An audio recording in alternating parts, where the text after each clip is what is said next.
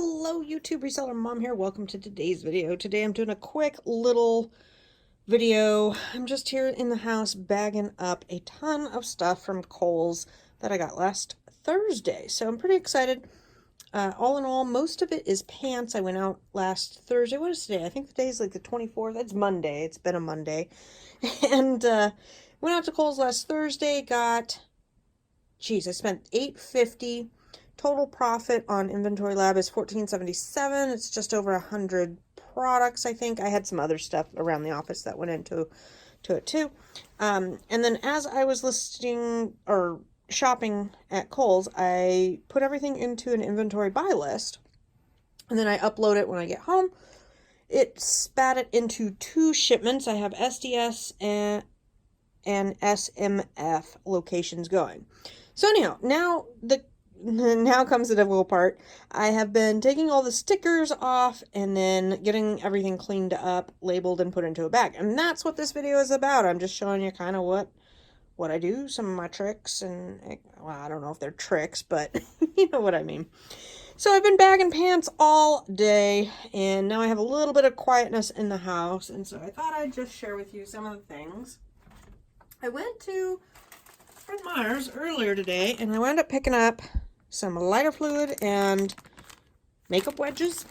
Not using that today, but they will come in handy for other things. It's been on my list of things to get. The brands that I've mainly picked up are Hager, Lee, Gloria Vanderbilt, Columbia. I'm sure there's another one. Chaps is one. Union Bay I just got ungated for. So anyhow, what I'm going to do with y'all, this is not going to be a super long video, but I thought I'd just go through and kind of chit chat with you and do my clean things up and show you what I'm doing to process my clothes. So that's what this video is about. Hope you all are having an awesome day. What I did was during the football game yesterday, which the Seahawks lost horribly, it was a horrible game, I peeled off all the tags, but there's like a little bit of stickiness left. So all I'm doing is taking an FBA label, and this is one that I've blacked out. I just take a black square, and then I cut them in half, and I have little black tags, and that's going to go over that in a second here. But anyhow, I take one of these, and the first thing I do is I put it on something, so usually my jeans, so it's not completely sticky, but it's still tacky. And pretty much anywhere I see I feel the little tackiness, these little stickers will just pull it right up without taking off the ink. That's the problem. I have tried the lighter fluid, alcohol, Goo Gone, acetone, and that all takes off this scribble, the ink right here. So don't want that. So anyhow, this is not my favorite technique, but it is a technique. It's an irritating technique. Usually I can do this somewhat with, like, after you peel off the Kohl's sticky label, but if you don't, then there you go. So anyhow, let's talk weapons of cleaning here. So I've got my little square here, and that's good for a couple labels. I've got two rags, one designated with Goo Gone at the end here, and one with the glass cleaner. Let me show you those. These are my two products I like, and I use the microfiber rags. I used to wash my microfiber rags with, like, my dog stuff because it was dog towels and, and cleaning rags. And then I noticed these microfiber towels were kind of, sometimes the dog hairs would get weaved in there. So now we don't wash them with dog hairs or anything else. So that was a lesson learned there. I just got a new lint roller in the mail, thank goodness, because I'm down to like 3 sheets on this guy. I don't know, I went with whatever was cheapest. This was about $4, $5 prime. So I've got that ready to go. I already showed you my black labels. I got a bunch of those. I've got 11 by 14 bags with the ready to ship on them. And I've got this. This is for smut. I call it smut. I don't know. Well, I'm sure we'll come across it. But anything that I need to rub off from the clothes. So sometimes at Kohl's, I don't know, they get dust or whatever the junk is that accumulates on the floors at a store. It's like a combination of lint and fur and glitter and, I don't know, goobers. And then sometimes on the hangers, in the hangers you can get that black gray stuff. I don't know. That's got to have its own word, right? you know what I'm talking about. This takes all that off. If you have just a little bit of black in there. Okay, so I've taken off the sticky. The MSRP I already took off. And then I already have printed off the label and know which one this is going into. And then with pants like this, it's fairly easy. The creases are all there. I'm going to just make sure that everything is folded along the creases. Some pants get folded within buttons, some don't. Just depends on which one it is. You know, you kind of got to go, you got to look at your stuff and then see what makes sense. What does it look like? And I want to keep my Goo Gone rag kind of away from my clothing. I don't want Goo Gone. Oh, let's talk about that real quick. So anyhow, you got to find kind of how the item wants to be folded and what's going to fit in your bag and look nice, etc. for the customer.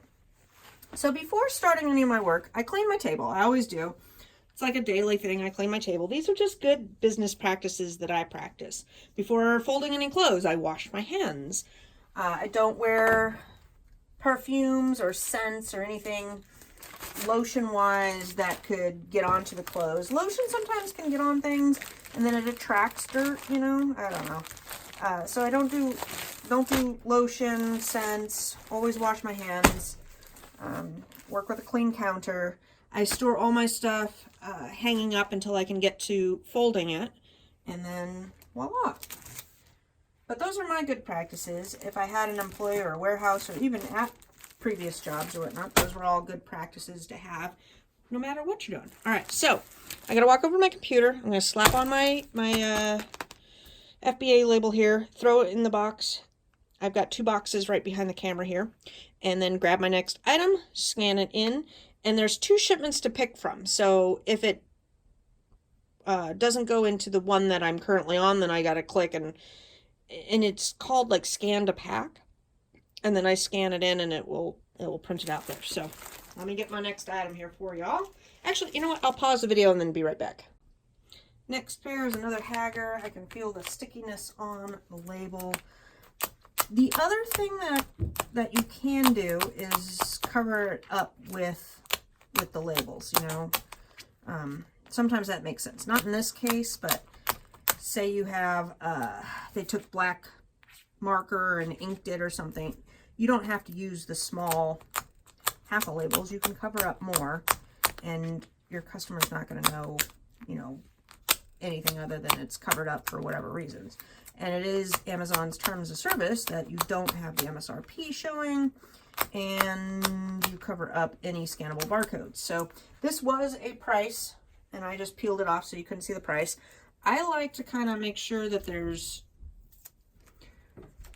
you know, thinking about the customer and the customer experience. What is the customer going to be upset about? They're going to be upset if they paid a certain price and they see the MSRP is lower than that. That's going to be upsetting. Or if it's a gift and the MSRP is left on there, that's going to be something they're not happy with. So there's really no reason to leave an MSRP. Always check the back too, because sometimes they put them labels in the item inside. They're going to be upset if it looks damaged, if it doesn't look new, if there's any questionality of its brand newness, they are going to question that. Are they really going to question how you fold it and put it into a bag? Probably not, as long as it looks somewhat professional and not like your 3-year-old did it. You know, are they going to question what labels are covered up? No, as long as most of the majority is there. You know, we've got this big label, we've got that label. Some pants have, we've got this label here.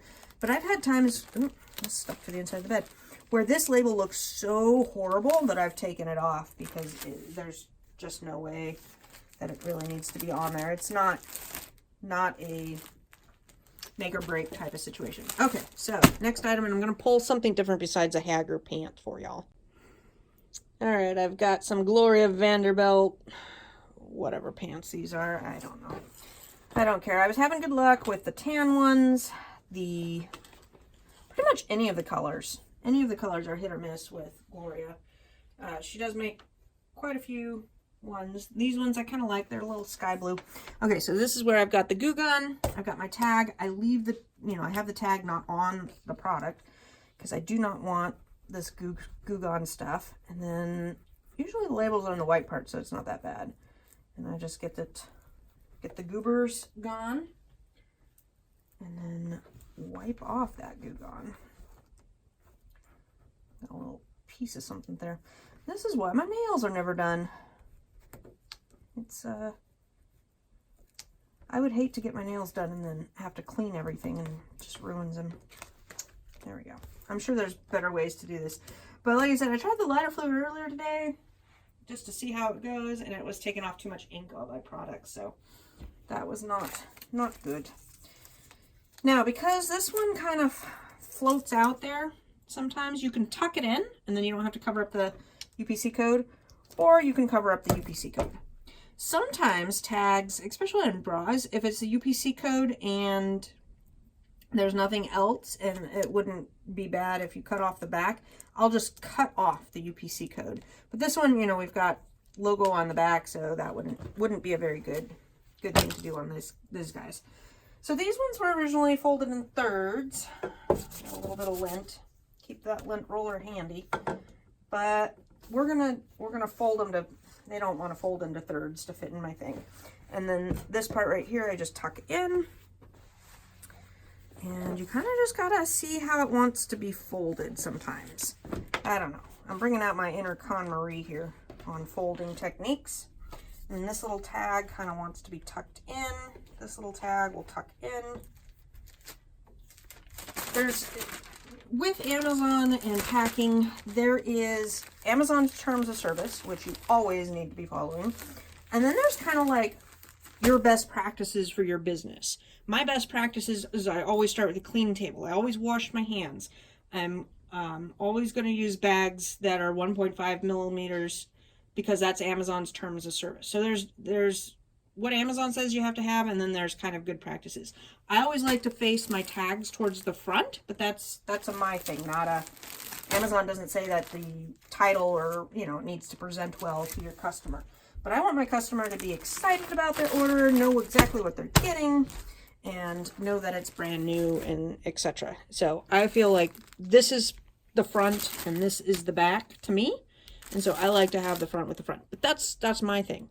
Amazon does say, though, that you have to have the warning on there. It needs to be 1.5 milliliters thick, etc. So let me get another one here for you. Next up, I've got a pair of Lee shorts that have a Kohl's sticker that was right here, but I've taken it off enough to where you couldn't read that was Kohl's. And we've got a UPC. This is the kind of the front, or the part that I want the customer to see because it's got the name and the shorts and the size, etc. So this is where I just went and printed out some more full-size labels.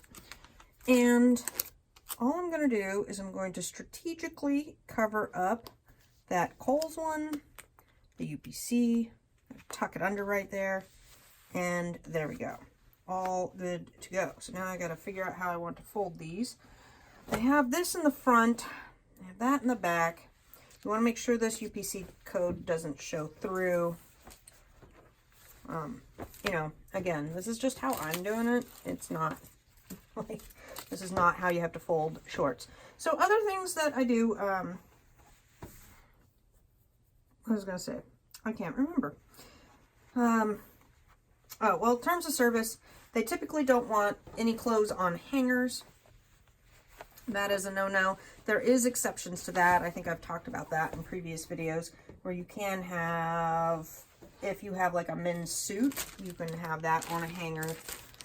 If I have one of those baby blankets where the hanger is gosh, sealed in there and there's no way you're going to get that hanger off, I strategically tuck it in because that's just a product where it's not going to really make sense to do that. Okay, so that was that one. We strategically place that label. And that's what I do with bras, because you get a lot of bras at Kohl's that have highlighter or a mark through or just a really bad tag, or those return tags are horrible to try and get off. I make sure that you can't see that it's Kohl's or clearance or whatever, you know, thing that you don't want your customer to see, and then strategically cover it up. And if it's super bad, I've done 2 labels on something, but I try not to get products that are like that. But you can put, like, say it was still messed up right here, you could put 2 stickers on there.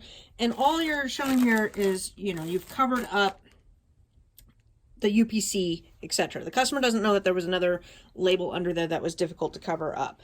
And if they called and they asked, or they inquired, or they sent you an email about it, you would just say, you know, Amazon's terms of service says I cover up the UPC. That's what my packer did, etc. Not that anybody really would call you about that, but I guess if you were worried about that. Okay, let's find something else. I think I mentioned before that my locations that I'm going to is SDF and SMF. I think. If I didn't, there you go.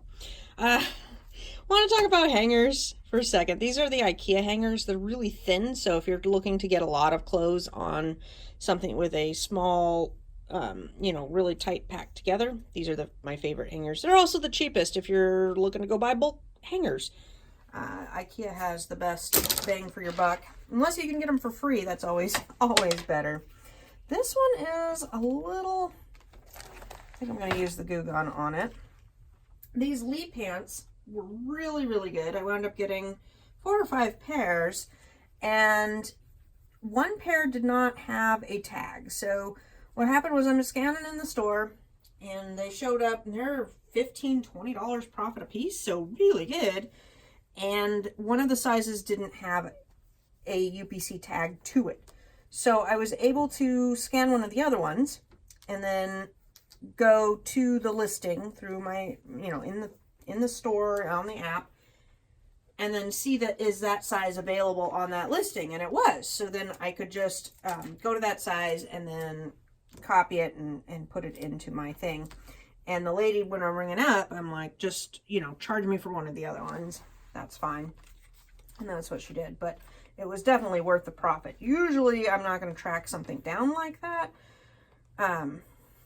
But I had good reason with very, very good fast moving products with good ROI. Yeah, I'm going to take some time and do that. This is not going to quite fit into the bag like that. Oh, these all stick together. Speaking of sticking together, okay, so I like these bags. These are fine. But if you're having trouble with these peelies, which I do on this brand, which is kind of a cheaper brand that I just got from the boxery. It's this clear one. They stick, they static cling. Marcy Kennedy, my friend, told me that if you take your FBA label, the backing sheet, whatever this thing is called, it will stick to that. The other go-to is to take some packing tape and put that down on the table. Maybe I can fit it in there. It might fit. If not, I'll have to fold it. Okay, so with ties and anything like that, you know, I just kind of want to make sure that it looks good. All bags, you know, with the suffocation warning, some of them are on the sticker side, some are on the other side. There we go. Maybe I can get them in there. Perfect. Oh, that fits beautifully. There we go. These ones I get on Amazon in packs of 200, and I like that type of label thing better than the other ones. Almost worth it for the little extra price. But the other ones I've started biting cases of 2,000 or 1,000. I can't remember if it's 1,000 or 2,000, and these are packs of 200. So starting to up my business in that type of manner. All right, let's find one more for y'all, and then we're going to call this video good. I've got one last one to go over here with you, and I thought we would talk just for a second about ranks, thresholds, etc. Everybody's got kind of an opinion about it. And most opinions are just that. They're opinions. You've got to come up with what your business model is, etc. My go-tos are, let's see here. Automatic yeses are kind of under 50,000 in close and 70% or better ROI. That's going to be an automatic yes for the most part. Of course, there's always exceptions to the rule, but in a general sense, under 50,000 and 70% or better ROI is going to be get in my cart. Over 500,000 and less than 70% ROI is most of the time going to be an automatic no. Now, again, there's always exceptions to the rules. Let's say I came across something that was 65% ROI, but, you know, it was like 300 in rank and there was 50 sitting on the shelf. Yeah, I may jump on that just because of the quantity, etc. So in between those two, though, you got to factor in a lot of other things. Factor in the seasons, whether Amazon's on it, other FBA players. Is it just been out of stock for a while? Is it an old listing? Is there a competitive listing? You know, all of those other things are then going to factor in, and you're going to have to figure that out. Just like I'm going to have to figure out how the heck to fold these. These are kind of being a little strange to fold. Sometimes that happens. I just don't want to work with you. That's all right. We'll figure it out. We'll get something folded here. Yeah, I think we'll go with that. I like that best. So anyhow, yeah, when I'm sourcing with my husband or my son and they're asking for some absolutes, my absolutes are 70% or better, 50,000 or better. If it's over 50,000, show me the listing so that I can take a look at it and see what I want to do. Because it's nothing like you know, getting something you think might be okay and then finding out that, oh, there's 2 listings and the other one it's really not that great. There we go. All done, ready to go. That's getting to the thing. See how I tucked the tag in there? You could do that and then not cover up the UPC. I'm just worried that in transit that tag might fall out, so I go ahead and just throw a black label over it. It's pretty easy to do there. I hope you guys enjoyed this video. If you have any comments, questions, suggestions, you know, leave them down below for me. I like hearing from you guys. I hope you all are doing great. I've had an awesome day. Been working in the office, just folding up pants all day. I've been listening to some video in the background on wholesale stuff. Just, you know, when you do wholesale stuff, it's a little bit different mentality and, you know, just different with the business. And then also classical jazz, have my candle going. It smells good in here. It's a nice fall day. So I'm having a great time here. All right, take care. Oh yeah, give me a thumbs up if you can. That really helps me out. Take care and have an awesome week.